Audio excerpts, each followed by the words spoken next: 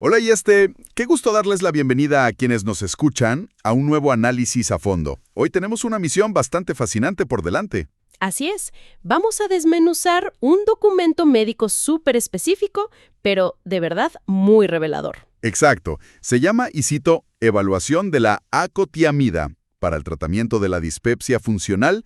Es un artículo de 2014 escrito por Jansung Genkin Song y el doctor Richard McCallum. Y fíjate que para empezar a entender por qué este documento es tan importante, hay que plantear un escenario que lamentablemente es muy común. Claro, a ver, haz de cuenta que llegas al consultorio médico.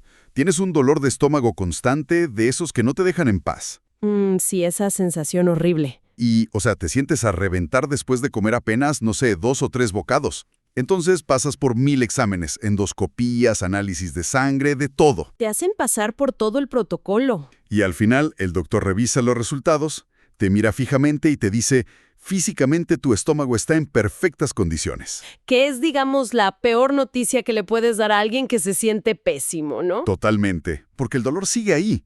Y para quienes nos sintonizan y siguen estos temas de salud pública, pues resulta que esto no es una rareza. Le cuesta al sistema de salud de Estados Unidos alrededor de $1,000 millones al año. Sí, es una cifra gigantesca. Y se va en pruebas repetidas, visitas a urgencias, todo buscando un problema estructural que, pues, no existe. Justo eso. Entonces, hoy vamos a descubrir cómo la ciencia aborda una enfermedad donde no hay un daño visible. Y cómo, fíjate, un medicamento japonés podría tener la clave para apagar ese fuego invisible del estómago. Es un tema que requiere mucho pensamiento crítico, porque el diagnóstico formal es dispepsia funcional. Y la palabra funcional es inmensamente frustrante tanto para el médico como para el paciente. O sea, porque obliga a los doctores a tratar algo que no pueden ver. Exactamente. La medicina histórica es muy visual, ¿no? O sea, si ves un apéndice inflamado, lo quitas.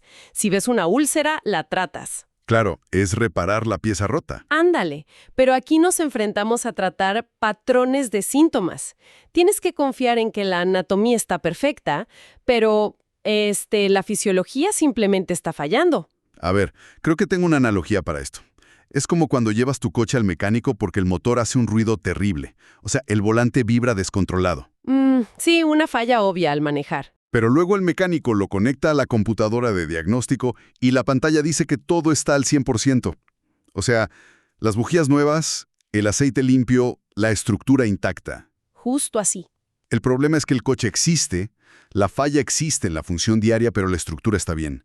Y bueno, quienes conocen los famosos criterios de Roma 3 saben que la dispepsia funcional se divide, digamos, en 2 categorías principales.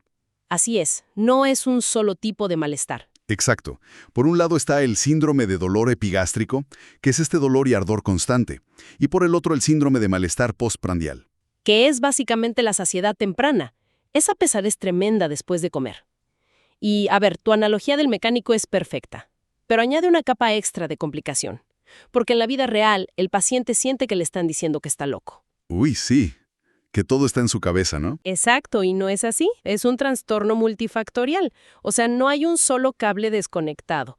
Intervienen cosas como fluctuaciones del ácido gástrico, la famosa bacteria Helicobacter pylori y algo clave, la hipersensibilidad visceral. Ah, la hipersensibilidad visceral. O sea que los nervios están como, digamos, sobrereaccionando, ¿verdad? Sí, mandan señales de dolor amplificadas al cerebro por cosas súper normales, como cuando tomas un vaso de agua y el estómago se dilata un poquito, pues el nervio grita ¡dolor! ¡Wow! Y súmale a eso la incapacidad mecánica del fondo gástrico, que es la parte de arriba del estómago para relajarse y acomodar la comida. O sea que si la causa raíz es este cóctel invisible de nervios tensos y bacterias, pues me imagino que los doctores tenían que adivinar qué recetar.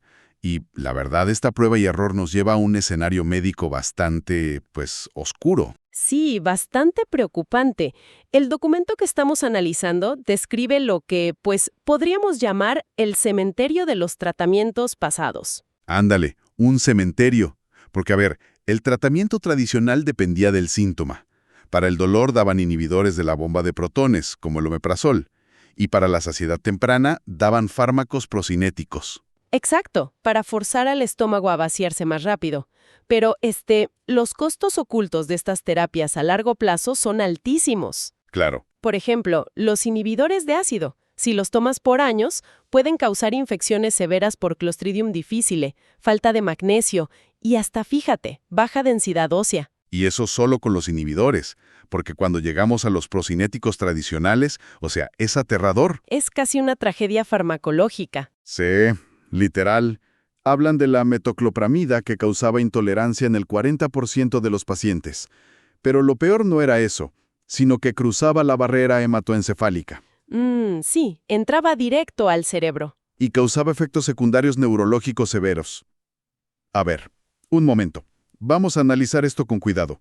¿Me estás diciendo que para curar una indigestión, un dolor de estómago, te daban un tratamiento que literalmente podía causarte temblores similares a los del Parkinson? Pues sí, lamentablemente sí. Y para entender el por qué, hay que ver qué hacían estos fármacos. Intentaban mover el estómago alterando neurotransmisores como la dopamina o la serotonina. O sea, se metían con químicos súper delicados. Exactamente. Y la metoclopramida, al bloquear receptores de dopamina en el cerebro, pues detonaba esos síntomas extrapiramidales. Híjole. Y la historia se pone peor con otros medicamentos que menciona el estudio, como la cisaprida y el tegacerot. Hoy sí, que fueron súper populares y luego los retiraron abruptamente del mercado. Sí, y no por causar alergias leves, ¿eh? Los retiraron por causar toxicidad cardíaca letal. Ah, caray. ¿Paros cardíacos por una pastilla para el estómago? Sí, y el mecanismo es una lección de oro en farmacología. Estos fármacos antiguos, digamos que bloqueaban unos canales de potasio en el corazón que se llaman canales ERG. Canales ERG, ok. Sí, y esos canales son vitales para el reinicio eléctrico del corazón entre latido y latido. Al bloquearlos causaban algo llamado síndrome de Cute largo. El corazón tardaba demasiado en recargarse y detonaba arritmias fulminantes. ¡Wow! O sea, la regla de oro aquí es que la cura no puede ser peor que la enfermedad. No puedes arriesgarte a un infarto por intentar digerir mejor la cena. Totalmente. Un medicamento no solo debe ser efectivo, debe ser seguro. Y por eso los médicos estaban con las manos atadas. Recetaban hasta antidepresivos tricíclicos o hierbas chinas como la Xiaopi, que la verdad tienen evidencia muy limitada.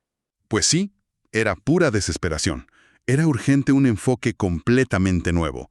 Y así, después de este paisaje desolador, llegamos a nuestro protagonista de hoy, la acotiamida. Así es, también conocida en sus fases de desarrollo como C338. Exacto, que fue aprobada en Japón en 2013.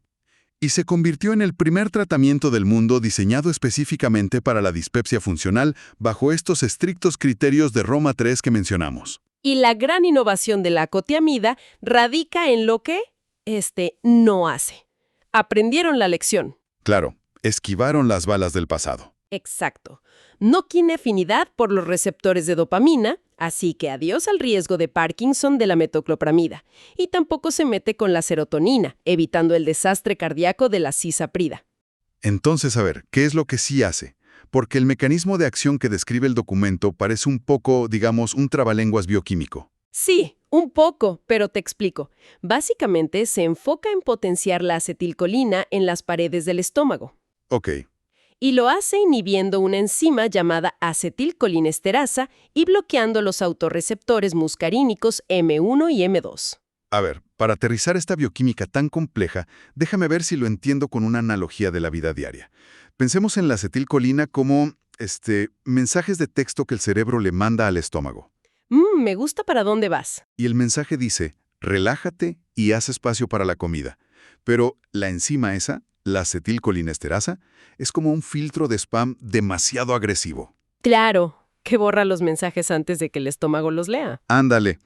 Entonces la acotiamida simplemente apaga ese filtro de spam y además desconecta los receptores M1 y M2, que serían como un termostato limitador, para que el mensaje de relajación por fin llegue fuerte y claro. Tiene sentido. Tiene todo el sentido y valida lo verdaderamente elegante que es esta solución.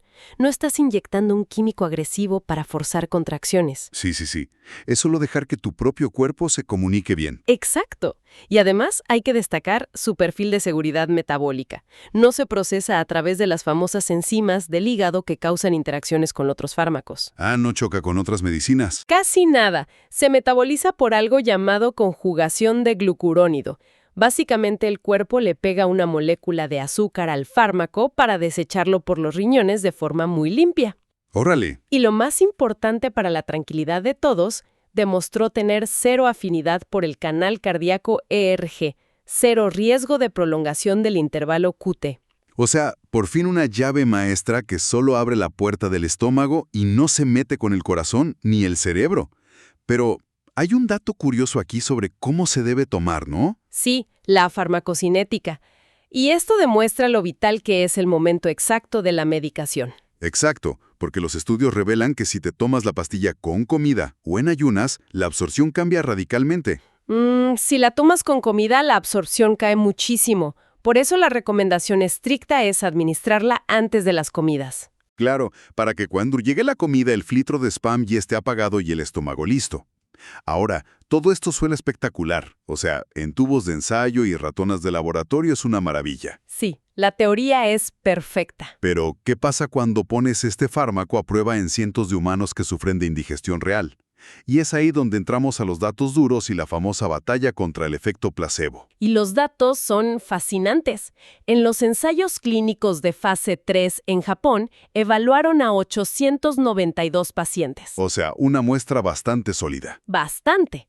Tomaron 100 miligramos de acotiamida 3 veces al día durante 4 semanas. Y medían qué tanto se eliminaban los 3 síntomas principales: la plenitud, la hinchazón y la saciedad temprana. Así es. Y la tasa de eliminación a las 4 semanas fue del 15.3% en pacientes con acotiamida, contra un 9% en el grupo que tomó el placebo. A ver, ¿un 15.3% frente a un 9%? La verdad, siendo súper escéptico, eso no suena a una victoria aplastante. O sea, estamos hablando de una diferencia de 6 puntitos. Entiendo perfecto el escepticismo. ¿Es realmente un cambio radical o este medicamento, después de tanta ciencia, apenas le está ganando a una pastilla de azúcar? Es una excelente pregunta y da justo en el clavo de cómo interpretamos los estudios. Para quienes nos escuchan, hay que darles un contexto crucial. A ver, te escucho. En los trastornos gastrointestinales, la conexión entre el cerebro y el intestino es fuertísima. Tienen su propia superautopista a través del nervio vago. Ah, claro, el eje intestino-cerebro. Exacto. Entonces, cuando un paciente con dolor crónico entra a un ensayo clínico, recibe muchísima atención y confía en el tratamiento, el cerebro empieza a mandar señales reales de alivio. O sea, el efecto placebo no es imaginario, es una respuesta biológica real. Exactamente. Y el efecto placebo en gastroenterología siempre es altísimo. Así que lograr una mejora estadísticamente significativa por encima de ese placebo tan poderoso y, sobre todo, hacerlo sin causar un solo efecto adverso cardiovascular o neurológico. Claro, sin matar a nadie. Pues es en realidad un triunfo monumental en este campo tan difícil. Ok, visto así, ganarle a la propia capacidad de sugestión del cuerpo humano sí es un logro. Y bueno, el estudio a largo plazo de 48 semanas sí mostró números mucho más impresionantes, ¿verdad? Sí, la mejora global iba aumentando con el tiempo. Llegó a un 60.6% en la semana 8. Y los efectos secundarios fueron mínimos, equivalentes al placebo. O sea, principalmente dolores de cabeza leves o algo de diarrea, nada grave. Así es, nada que ver con los sustos del pasado.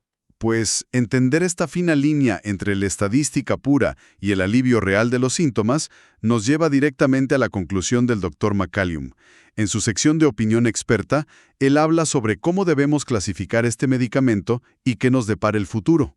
Y es una advertencia muy puntual. McCallum señala que seguir etiquetando a la acotiamida simplemente como un fármaco procinético es muy engañoso. Porque la palabra procinético implica que acelera el vaciado del estómago. Exacto, implica velocidad. Y los estudios que hicieron con comidas sólidas demostraron que incluso usando dosis altas de 300 miligramos, el fármaco no hacía que el estómago se vaciara más rápido. Órale. Entonces, ¿de dónde venía el alivio? De la acomodación. Mejoró drásticamente la capacidad del fondo gástrico para relajarse y expandirse para recibir la comida. Fíjate, es como si te estuvieran vendiendo un tapete de yoga súper avanzado, pero lo empacan en una caja que dice tenis para correr. Jaja, exacto. Una gran analogía. O sea, si lo usas, te vas a sentir mucho mejor, pero no porque te haga correr más rápido, sino porque te está relajando y estirando. Claro.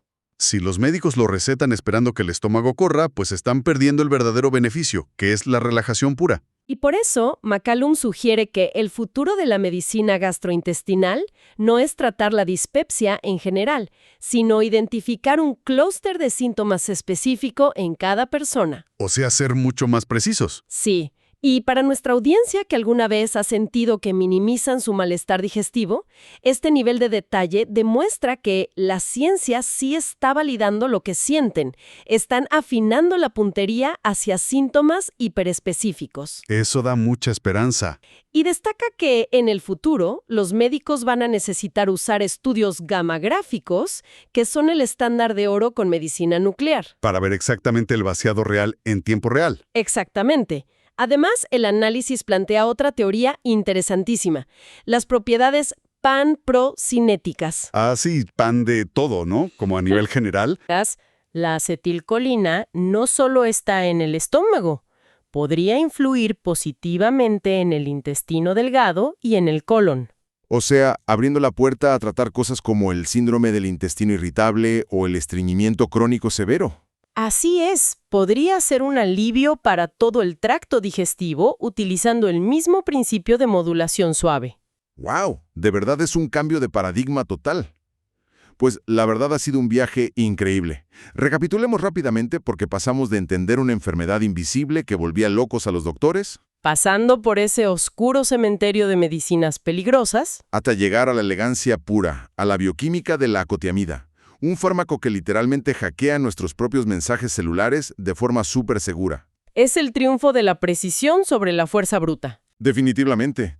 Y bueno, antes de despedirnos, quiero traer a colación un detalle de los estudios que me dejó pensando muchísimo. A ver, cuéntanos. En la sección de los estudios in vivo en animales, los investigadores descubrieron que, en ratas, la acotiamida suprimía la expresión de un gen muy específico. Ah, claro, el gen NMU de la neuromedina U. Ese mero. Resulta que este gen se activa específicamente debido al estrés agudo por restricción. O sea, el fármaco curó el retraso en el vaciado gástrico en ratas que estaban bajo muchísimo estrés. Sí. Pero fíjate en esto, cuando le dieron el fármaco a ratas normales, tranquilas y sin estrés, no tuvo ningún efecto, no hizo nada. Es un hallazgo fascinante. Y eso me plantea una reflexión profunda para quienes nos escuchan. Es posible que la dispepsia funcional sea, en muchos casos, la manifestación física pura y dura del estrés crónico. Híjole, pues la biología celular parece apuntar hacia allá. Y de ser así, estamos creando medicamentos altamente sofisticados solo para tratar los síntomas digestivos de nuestro acelerado y estresante estilo de vida moderno. En lugar de tratar el estrés de fondo. Exacto. O sea, apagamos el incendio en el estómago, pero seguimos viviendo con la mecha encendida en la cabeza. Es una pregunta para masticar con calma. Totalmente. Un cierre excelente para un tema muy complejo. Muchísimas gracias por este nivel de análisis. Y gracias a quienes nos sintonizan por acompañarnos. Hasta la próxima Inversión a Fondo.